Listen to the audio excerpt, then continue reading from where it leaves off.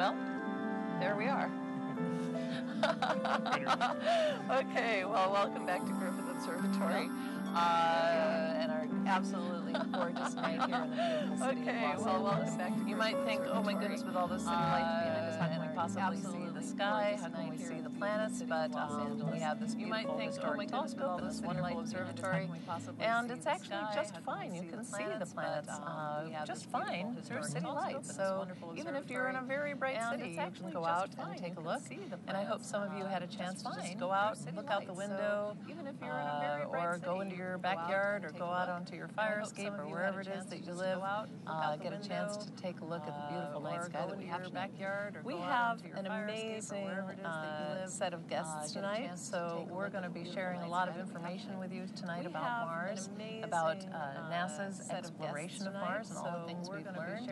We also have a lot of people from different sci-fi television shows here. Some of you might be fans of Star Trek or The Expanse or The Orville. And so we have some writers and actors from those shows who are going to be joining us in a little bit. And so we hope you'll stay with us and keep it in the background, watch Mars. As Mars gets higher and higher in the sky, the view will get better and better. As you can see from the little picture-in-picture here, it's kind of wobbling all over the place. And that's because it's pretty low to the horizon still. It didn't, as you can see, rise long ago, and there's a lot of atmosphere. And that's because it's pretty low to the horizon still. Heat in the atmosphere as it cools that's causing the image to wobble. But through the night, the image will get higher, and it will get a little bit better. So one thing that the image won't look like is this. I can't believe it, but sometimes these things have a life of their own. This is the hoax that's out there that says Mars will be as large as the full moon. That is absolutely not the case. It will not be as large as the full moon. That is so, but what will it be? Will it be that spectacular? I mean, it's kind of cool knowing that it's as close as it will be for the next 17 years. But what does that mean for how it will look? I mean, it's kind of cool knowing that it's as close as you can see it between this opposition and the next opposition, the actual apparent size and apparent brightness isn't that big and that different. But this one's a little bit closer, so it is a little bit brighter. On the downside, though, Mars is on has a little bit of a tilt to its orbit around the sun, and at this particular opposition, it's down there on the southern end of the southern part of the ecliptic. In other words, it's south of the equator for us.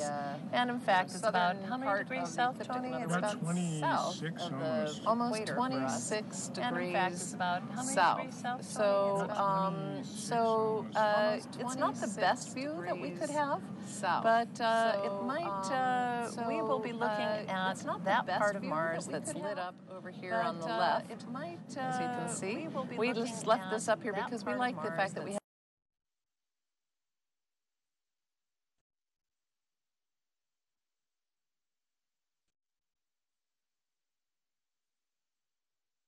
cycles, so whatever's lit up in the day's light there, with these very recognizable three volcanoes and then huge Olympus Mons, and the beautiful Valles Marineris Canyon. Kind of the most recognizable face of Mars is actually the face that's going to be facing us. So through the course of the evening, Mars turns on its axis, and we will lose part of Valles Marineris, but we'll always have Olympus Mons, and we will lose part of Valles other volcanoes in view. So, hey. But will we see them? But will we see them, exactly. This is a picture taken from Hubble at Mars, and you can see this very recognizable pattern. What's the name of this region? It's Syrtis Major, at Mars, and you can see this very recognizable pattern. Okay. What's the name of this region? region? And the round thing down below the bright area is called Hellas. Hellas Basin, okay? And it's a big impact crater. Yeah, it's the lowest elevation of Mars. And then the thing looks like an arm going off to the left. It has Sinus Meridiani, which is the 0-degree longitude of Mars. Great. It also is where opportunity is near that area. Great, we'll show where that is in just a few minutes. But you can see the last opposition. We're looking at the same face of Mars that we were but you can see the last 2 years ago, but there's a huge difference. So why 2 years ago was it so great?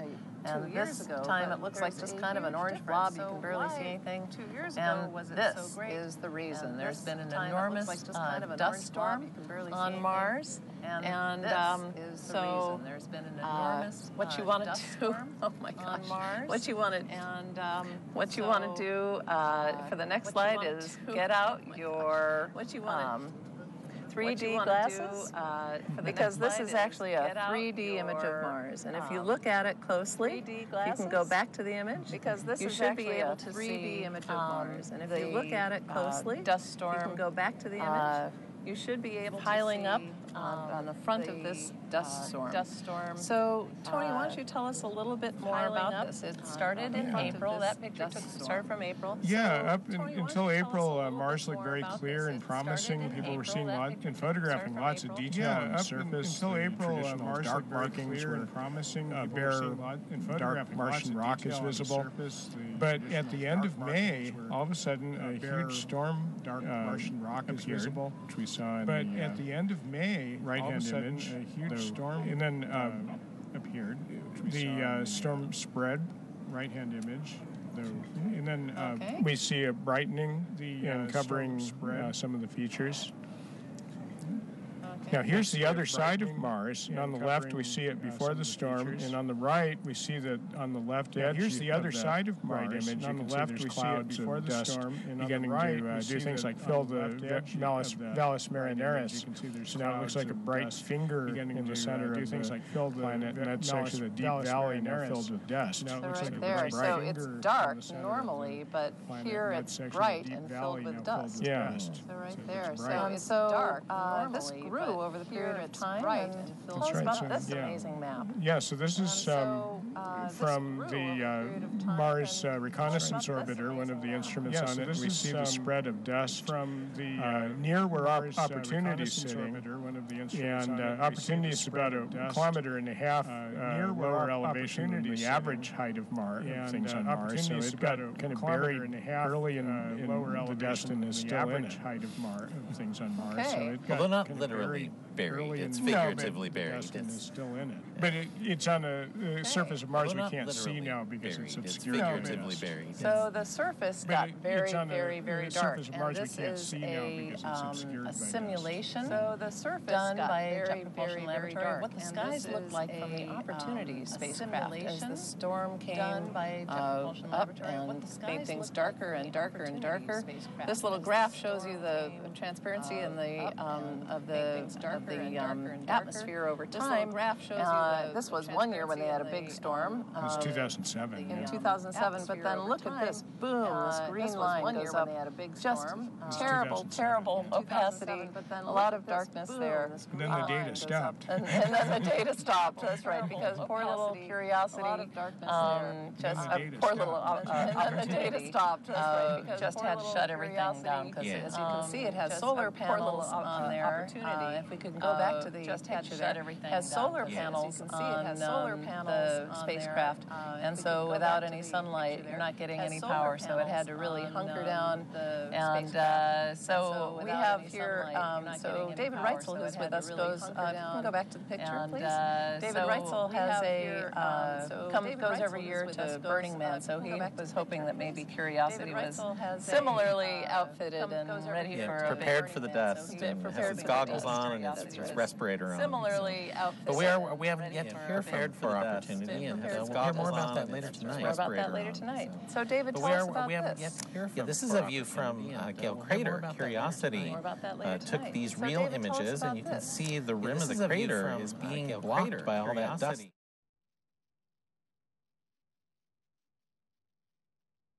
More about that later tonight. More about that later tonight. So David, tell us about this.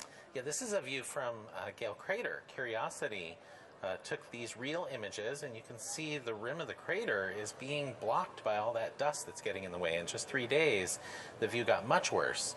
Now, luckily, Curiosity is able to continue its work, however, because it's not solar powered. It has a different power source. It's nuclear powered. So Curiosity's working through the dust storm, but as you can see here, Now it's crazy. On the view on the left, kind of normal image, that's a drill site, and on the right-hand side, that deep red, that's the light that's getting through that thick dust. It's like the sun passing through smoke, getting to you at sunset, for example. Well, now it's constantly only the red light getting down to the surface. So Curiosity can work, but it sure looks a lot redder than it normally does on Mars. Here's a view of Curiosity there at the bottom of the Gale crater, and you can see in the background the dust that's there. So Mars has been very dusty. It continues to be very dusty. So I like that picture with our little picture-in-picture in the corner. As you can see, there's not a lot of features on Mars. We even had the South Pole, even its polar cap is covered with a lot of dust. And this movie shows the difference after, before and after the month of June, what a difference a month makes in looking at Mars through a telescope. So this was just about 2 weeks ago. Again, just very little visibility. And then, Tony, you want to tell us a little bit about this one? I think this is a view from Chile through a 40-inch telescope there by Damian Peach. And again, you can see some of the dark features, which are normally what you'd like to look at through a telescope, but they look like they've been painted over, by a thin layer of paint or something, and they're really hard to see. Yeah. So, so that's as good as we can do through a telescope now. So I would like to have Patrick tell us a little bit more about what it's like now to explore Mars by going there with spacecraft. So if we can start, Patrick's going to tell us a little bit about the history. We've had a lot of spacecraft go there. We're going to have just a little quick run through of some of the various spacecraft that have visited Mars. It all started way back in the early 60s. That's right. And starting with Mariner 4 and Mariner 6 and 7, these were the first spacecraft that flew successfully past Mars and took a few images. And then after that, it was followed by spacecraft that actually slowed down and then went in orbit around the planet Mars. And the first successful attempt was Mariner 9 in 1971, and that was when it actually flew and then got into orbit around Mars. Mars had already been enshrouded by a great dust storm, similar to what we see tonight. And then the Soviet Union had 2 attempts with Mars 2 and 3, and then finally Viking 1 and 2 and Mars Global Surveyor. Those spacecraft went around in Mars and are currently obviously not operational at this time. But there are several that are in operation right now. It's amazing to look at the fleet of spacecraft around Mars. That's right, and there are 6 of them.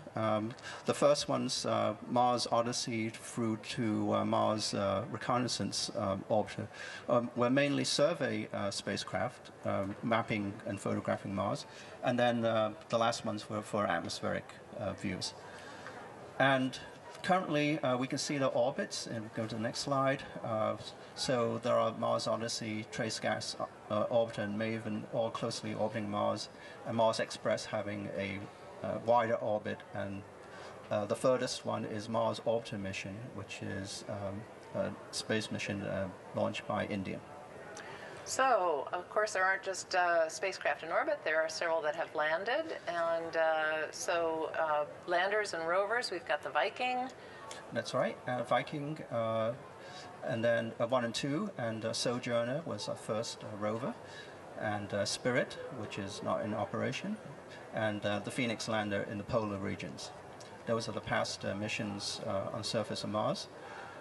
Currently, there are 2 that are in operation. And go to the next slide. And that's Opportunity, which is experiencing that fierce dust storm. And Curiosity also is in operation. And we can go to the next slide. And so en route to Mars right now is Mars Insight, which will be landing on the 26th. and then further afield is Mars 2020, which is a rover that will explore Mars. So here are the positions of all of the missions that are there, and InSight is the one that's going to be landing there this year, launched just a few months ago and landing this fall. So with that, I would like to come back, and we're going to bring out the head of the Mars Exploration Program from the Jet Propulsion Lab in just a few minutes. So if we can go to Mars's picture, we're going to hear all about those missions and some of the great discoveries from Dr. Rich Zurich from Jet Propulsion Lab. So let's go listen to a little music while we bring Rich in, and we'll be back with you in a few minutes.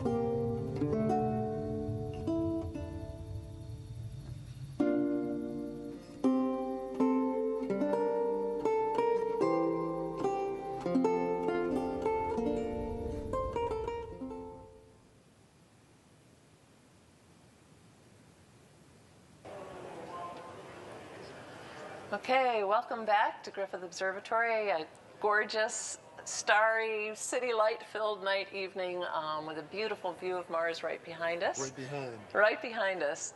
So close you could almost reach out and touch it.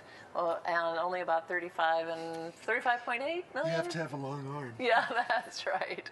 Or a spacecraft, which is what we've done. What an amazing history of Mars exploration we've had. And you've been a part of it for quite some time. Do you want to tell people a little bit about your background? How did you get into this business, and what are some of the projects you've worked on? Well, I actually am an atmospheric scientist, but Mars has an atmosphere, and so we need Mars meteorologists, just like we do on the Earth. I actually came to JPL when Viking was landing on Mars. A very exciting time. Here was 2 orbiters, 2 landers, deployed from orbit, setting down on the surface for the very first time successfully. And so that was a very exciting time. And that was a while ago. Yeah. Yes, right. So you were a young Dr. Rich Zurich. Yes. And it's amazing how fast these years go by. But there was a time when we weren't doing very much at Mars. And we'll start to get static on this one. Okay. So there was a time when we were not doing very much at Mars, and that was after the Viking missions, and there were other things to do at the time, but we also thought we needed to get back to the planet. And when we started doing that, we started with the Pathfinder mission, and it had a little rover, and that was the first of our landed things going out, setting down on the planet. It didn't go very far, it sort of did ring around the lander itself. So how big was Sojourner rover? Is it about the size of this table? Box. That's right. A bread box, so it would fit on this table. It would indeed. Oh my goodness. So a very small thing, and nowadays we fly things that weigh a ton to go out to the planets and sit down, and that's Curiosity now roving across the surface of the planet. We also put down a couple of rovers that were supposed to be just 90-day wonders. We weren't sure if we were going to do this, that we were landing them in airbags, which would deflate, and then the rovers would go out onto the surface, off of the platforms and such, and explore. Well, that was a 90-day mission, and that was 13 years ago for the Opportunity rover. It's been a long 90 days. It's been a long 90 days. So I think, although the warranty is up, they kind of outperformed their specs for just how long they might go on the planet. So right now, there's a lot of spacecraft at Mars. We got the 2 rovers on the surface, although Opportunity, as you've noted, is in hibernation right now, waiting for the sky to clear so that we get enough power to call home again once it's charged up its batteries. Now, what is the prognosis on that? Or is it going to come back to us? Are we? I know everyone's holding their breaths, but what do you think about it? I'm optimistic, and the reason is that one of the things you need power for is to keep yourself warm. And actually, during these dust storms, the nighttime temperatures, which are the coldest, just like on Earth, they're actually warmer because the dust sort of acts as an insulating blanket and keeps the ground a little warmer and such. So what we need is the sky to clear up in a hurry so we can charge up the panels before the temperatures drop again back to what they would be. Fortunately, Mars is getting closer to the sun, although tonight it's closest to the Earth, as it will be for some time. It will get closer to the sun here over the next couple of months. It has a very elliptical orbit, that warms it up a bit. So we're very hopeful that we'll get a call home. That might not come for another month, because it may take that long for the dust to fall out of the atmosphere. This is very fine material that's being lofted up into the sky, and some of it is going up 40 or 50 miles into the sky. So it takes a while for it to fall out from those heights and stuff. But the good news is it looks like the storm is beginning to clear up. We're starting to see some of those classic surface features like Syrtis Major appear through the murk again.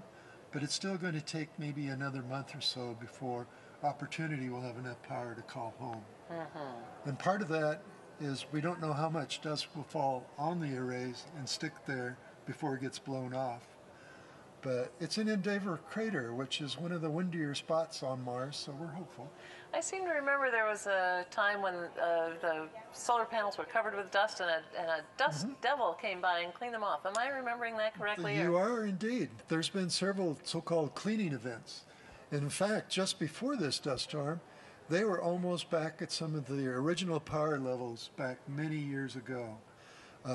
Well, the dust storm changed all that, of course. But a lot of that dust is in the atmosphere now, and as it falls out, if we just get a little wind blowing around the rover, it'll keep the arrays clean enough. So we're hopeful. Great. I don't want to underplay. It is serious. Yeah. That when you have a solar-powered mission, this is what can happen. Yeah. The sky can get dark for weeks, and now it's going to take another month or maybe two for that dust to clear up. So Curiosity's not suffering really the same fate because it doesnn't rely on solar panels. Nuclear power can be a very helpful thing on a dusty planet. And that's what we're dealing with on Mars, is that a lot of dust. And these storms, though, don't happen every Mars year. In fact, we've tried to estimate, based upon some of the telescopic observations, like people looking at the planet tonight, just what those are. But because you tend to look, when you're looking with a telescope from Earth, only when Mars is close to Earth, that means you're not watching Mars all the time. And so to change that, we've put orbiters into out to the planet, and now they can go around the planet, and they can show us. Each day we can get a daily global map of the entire atmosphere, and that's what the Mars Reconnaissance Orbiter is doing. And even then, it's also taking the temperature of the atmosphere so we can see the effects of the dust as well. Yeah, we had the slide, if we can just show the slide, of all of the orbiters that are currently, it's a flotilla. It's a flotilla. Of spacecraft all around Mars, all operating, working together. And if I'm not mistaken, some are actually acting as relays to help communicate with the ground as well, yeah? Indeed. The Mars Odyssey spacecraft and the Mars Reconnaissance Orbiter are routinely relaying data from both Curiosity and, when it's sending information, Opportunity. And the other missions, like MAVEN and the Trace Gas Orbiter, which are newly arrived, they've both been equipped by NASA with devices that can relay those signals back. Yeah. And the advantage here is that the orbiters can have great big solar arrays. They're not subject to the dust blowing around in the atmosphere. And so they have plenty of power to send all that data all the way from Mars back to the Earth, so that the rovers only have to send it 180 miles or so up to orbit, and then the orbiters can relay it all the way back to the Earth, which can be from 35 million to well over that when Mars is on the other side of the sun. How far do we get when we're as far apart? If tonight's the closest approach, what's the farthest distance that we get from Mars? Well, you add the Earth's orbit, and you double that, because if Earth is on this side of the sun, so that Mars is lined up, but on the far side of the sun, now we're talking about 240 million miles. So it's 8 times farther away. It's further away. And it gets very small in a telescope. And so most people don't look through their telescopes at that time.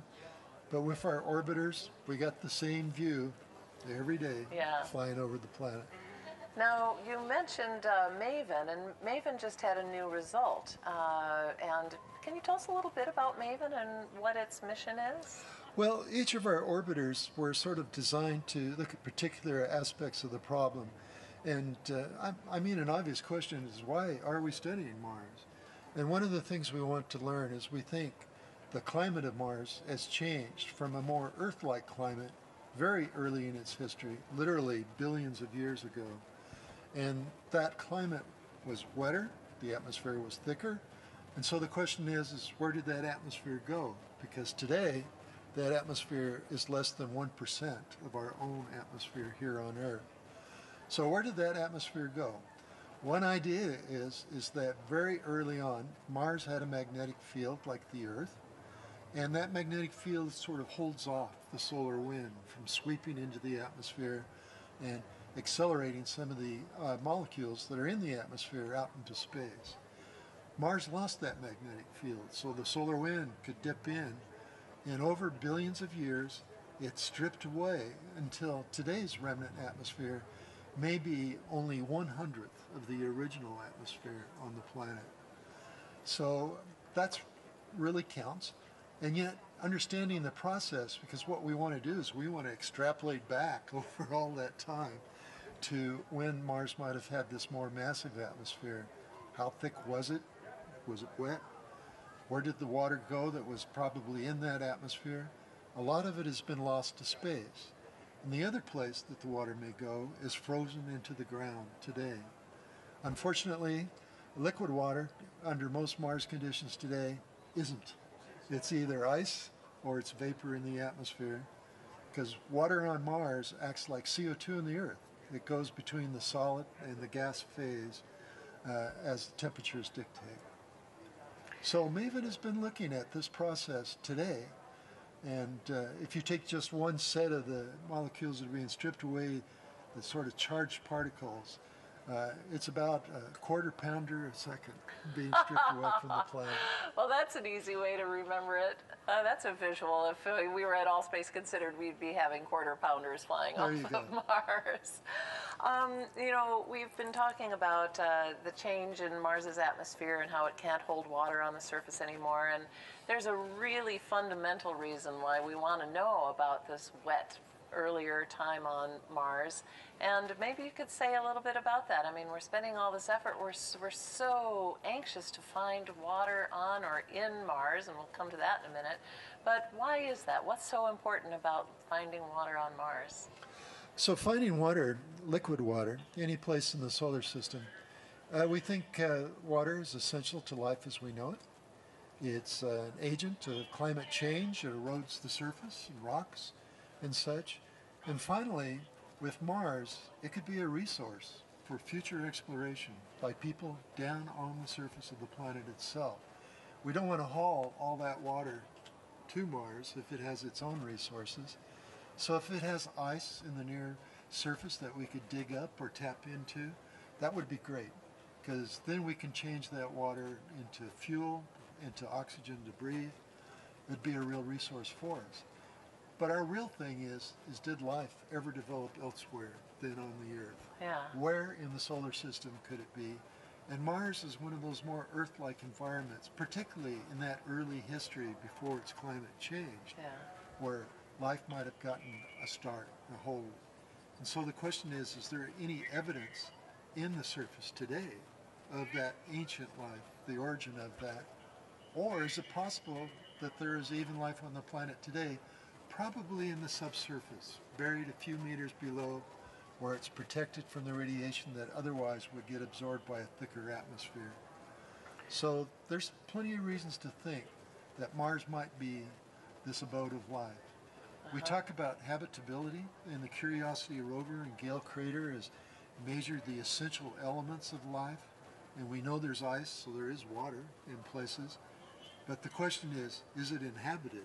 And that we don't know, and so we still search. Well, if you've just joined us, I'm talking with Dr. Rich Zurek, who is the chief of the Mars Exploration Program at Jet Propulsion Lab. So he's the guy to ask the question that I know I get asked all the time, and I'm going to do it to you. I'm sorry, I'm going to ask you, but do you think there's life on Mars? It's a different life, if that would have to be there today, because we don't see anything on the surface itself. You know, we can see from orbit, we can see the tracks of the Opportunity and Curiosity rovers, and we haven't seen any sign of something that we would confidently say is an artificial structure. So if there's life, it's microbial, and it's most likely in the subsurface. So where do we go look? Well, there are certain places on Mars that are sort of just very mysterious in the effect that the albedo changes, and we're not sure why. Maybe there's a little bit of water that wets it occasionally. And so those may be spots where we eventually go and dig down and look for that life, or find some other way to look at. And one way that we're looking now is to look at the trace gases in the atmosphere. On Earth, most of the methane in our atmosphere actually comes from living organisms. Now, there are other processes, mineral transformations, that can produce it too, but go look for those trace gases And if we could find a source, then we could go digging. Yeah. And that would be a guide star for a future mission to go. So we've had all these wonderful missions. We had the flybys, the orbiters, the landers, the rovers, and we're about to have InSight, something that's going to dig down about, I think about 16 feet that thermal probe is going to go in. Am I about right on that? That's yeah. right. So we're even getting inside the surface of Mars. So what's next? We've got this amazing set of spacecraft. We have learned so much. As you said, we've learned that there was liquid water in the past. There's water in other phases there now. It has the right elements for life. It certainly has the energy source. So what's next to discover, and what's NASA going to do in the next couple of years? Well, when you think about all the experiments you'd like to do in looking for life, that's not an easy thing in an environment we're not really sure what all the elements and what it's like. So instead of trying to take our most sophisticated instruments to Mars, why don't we bring a piece of Mars back to Earth, where we can analyze it in the very best laboratories that we have. And not only that, but when you get a surprise, a discovery, you can design a new instrument. You don't have to wait to build another mission that flies out to the planet and then eventually does that experiment. You can do it because you have the sample right there in the lab. So we're going to send a couple astronauts with shovels and a pail? Is that the plan? Well, we thought first we'd send a robot, make sure that we could return the samples from Mars before we try to return humans from Mars. Seemed like a better part of things to do. And this would be the first time, actually, that we're going to send another rover that's built on the same kind of robotic chassis as the Curiosity rover.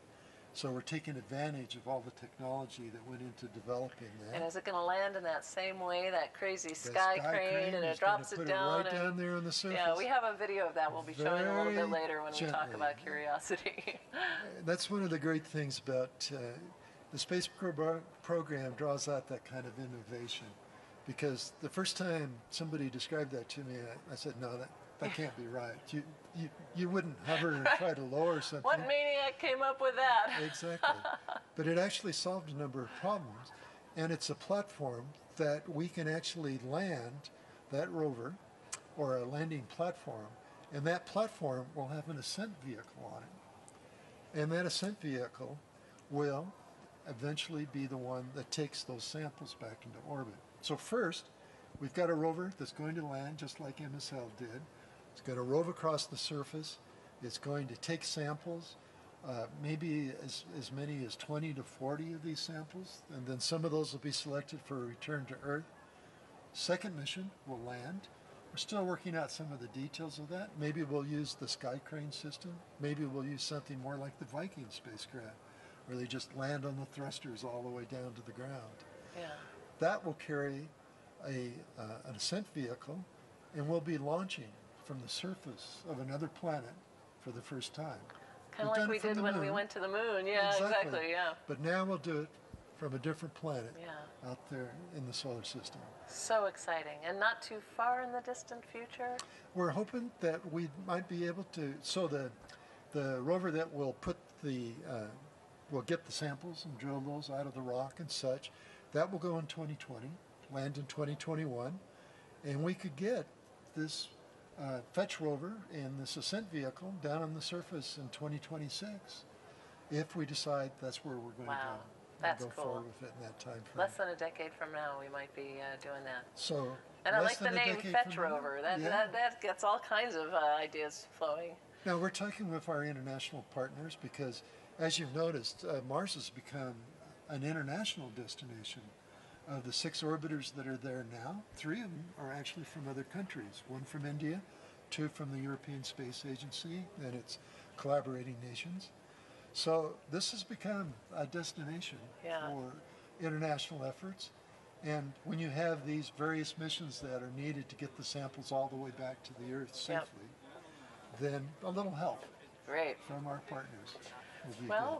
Rich, it's been really wonderful to have you here tonight. Have you had a chance to look through a telescope yet? I have. Oh, good. But I saw Jupiter. I want to see Mars, so I'm going to go take another look. Well, Jupiter looks beautiful. You can see the red spot, I'm told, tonight. But we want to thank once again Rich Zurich for being with us from NASA's Jet Propulsion Lab, the chief of the Mars Exploration Program there. And so we're going to take just a minute or two and have a little break with some music and a few look at Mars. Then we're going to come back with a special surprise guest that we've talked about on our social media. I think I can go ahead and say who it's going to be now because it's not a secret anymore. But we're thrilled to be welcoming astronaut Buzz Aldrin to join us here and talk to him a little bit about his vision for getting back to Mars. So with that, I'd like to go to the picture of Mars, a little music, and we will be back with you in just a few minutes.